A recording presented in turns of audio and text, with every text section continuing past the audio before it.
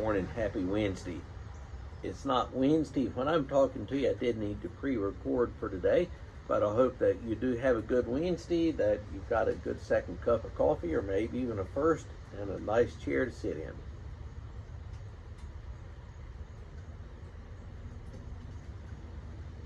I've been thinking that for 2 or 3 weeks now, that I may want to look at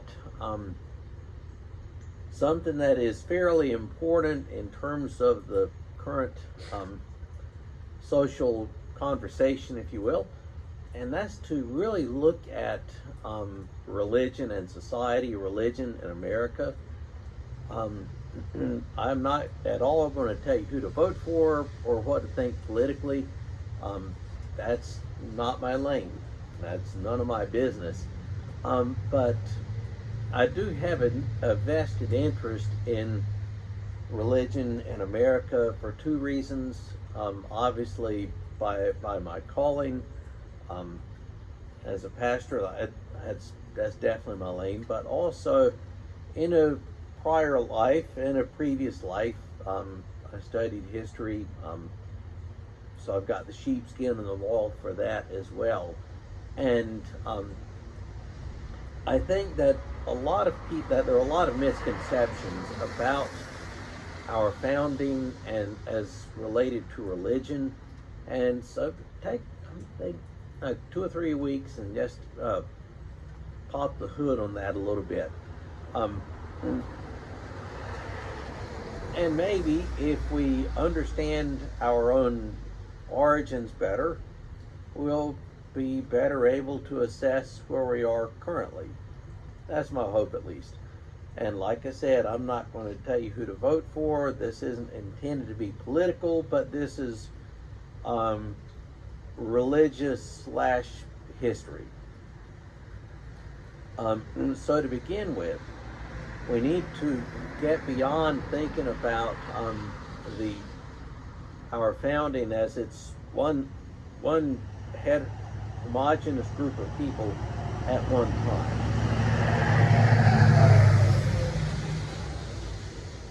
The culture of the early and mid 1600s is very different than the culture of the late 1700s. Very, very different. Different people, religious landscape is different. The intellectual landscape is different. So one of the things that we need to look at is, and it gets talked about a lot, why the first settlers came here. I mean, you hear some people say that the first colonists came here to establish religious freedom. No, they didn't. You will also hear that they all came here for religious reasons. No, they didn't. It's far more complicated than that. And so let's really look at the origins. Look at the origins. The first permanent settlement in the New World was in Jamestown in Virginia.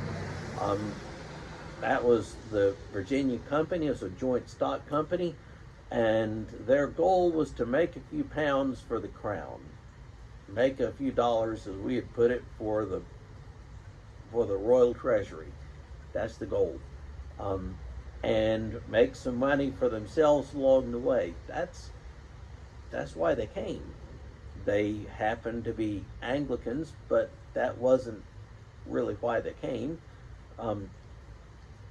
They're trying to better themselves. They're trying to add a few more pounds to the royal treasury. That's very different from the second permanent settlement in Plymouth. Plymouth colony came over famously in the Mayflower before they ever got off the boat. The leaders of the Plymouth colony signed what is now known as the Mayflower Compact, in which they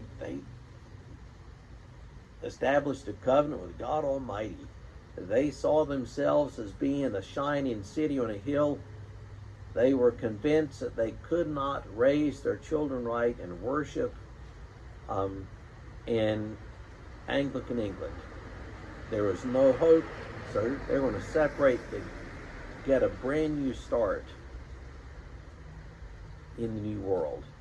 And from the outset, their coming over was explicitly religious.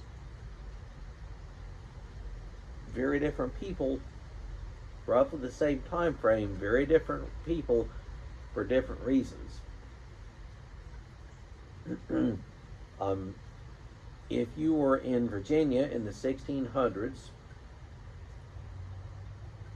your state church, you had a state church and it was Anglican.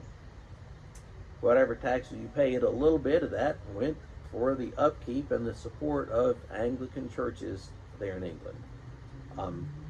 In Massachusetts, you were going to be a Puritan.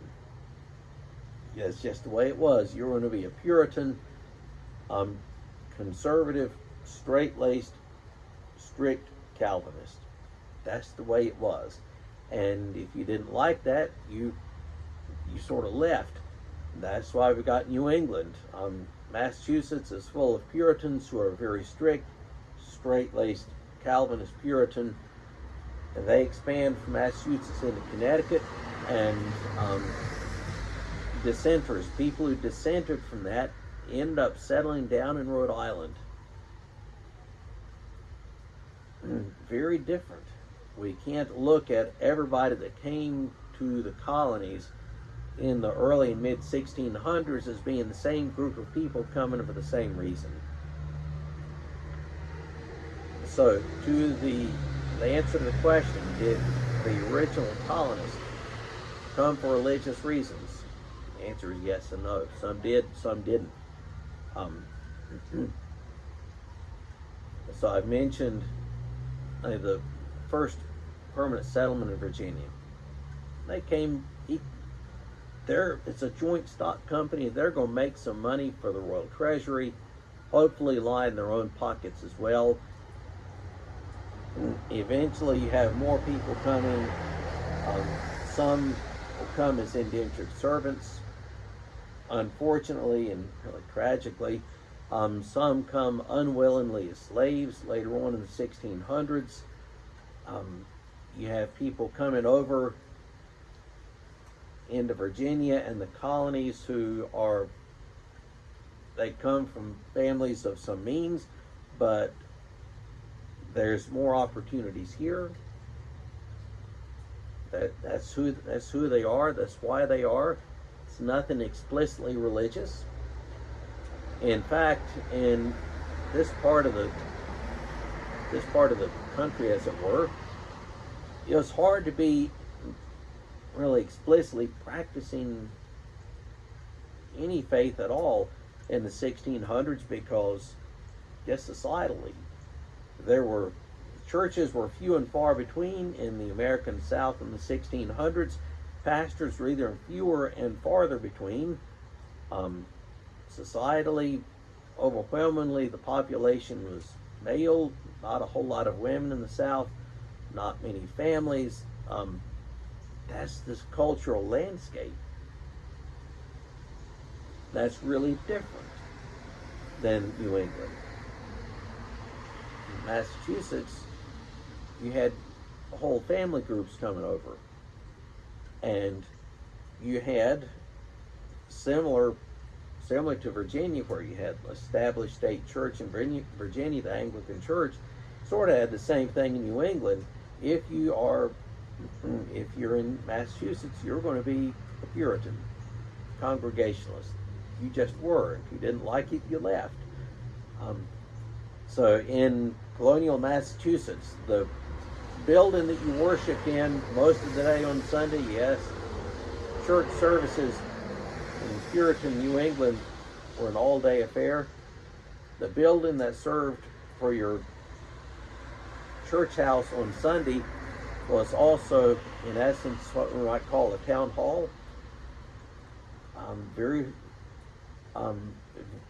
it's really hard in that culture, in that society, to even see a hard distinction between church and state. Um, we, we need to look at like church and state. Our view of that is to try to impose that on the 1600s is sort of anachronistic. Um, what about other parts of the colonies? Maryland, a lot of the first settlers there were Roman Catholics, and Maryland was almost at the outset, a haven for Catholics. 1600s, Catholics weren't always well received and well treated in England. Pennsylvania, established by the Quakers, and coincidentally, and this is a good history trivia, Pennsylvania is the only colony that at its outset espoused freedom of religion. From its origins, if you came to Pennsylvania, it was understood that you could worship however you wanted to. Like I said, that goes back to its founding as a Quaker colony. New York, from the outset, it's Dutch. New Amsterdam originally. And so you have different groups of people, in some cases, differing nationalities, bringing with them different faiths, occupying different portions of the eastern seaboard of what is now the United States.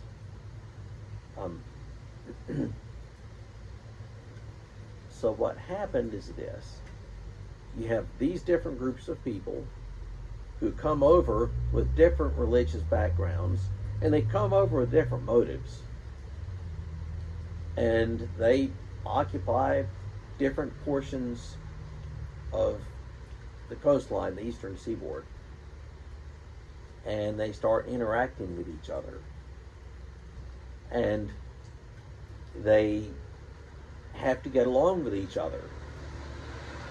And when they find common cause against the mother country in the mid and late 1700s, they realize that they have to learn to get along.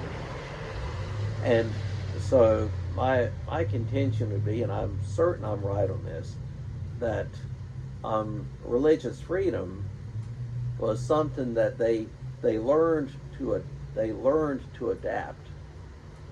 They learned it. It's not that their great grandparents believed in it, but it's something that they learned because they needed it in order to get along with each other. Merchants in Boston had to get along with traders from Virginia. They have to get along. When they are, for the first time, sitting in gatherings together, whether it's the Stamp Act Congress or the First Continental Congress, Second Continental Congress, they realize, okay, we've got to be able to get along. And I can't mandate that my expression of the faith must be applicable to that person from somewhere else in the country that wasn't even a country at the time. And so, in a nutshell, did everybody come over to the United States for religious reasons? Or come over to the colonies for religious reasons? No, absolutely not. Some did, some did not. Did they come to establish religious freedom as a principle? Actually, most of them did not. It was really only the Quakers that set out to do that. So that's a look in like 10 or 15 minutes at religion in the earliest settlements.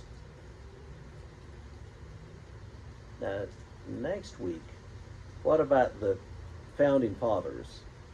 Washington and Jefferson, Adams and Franklin, and all of the rest. What about them and religion? So that's for next week. I hope you have a great rest of your day.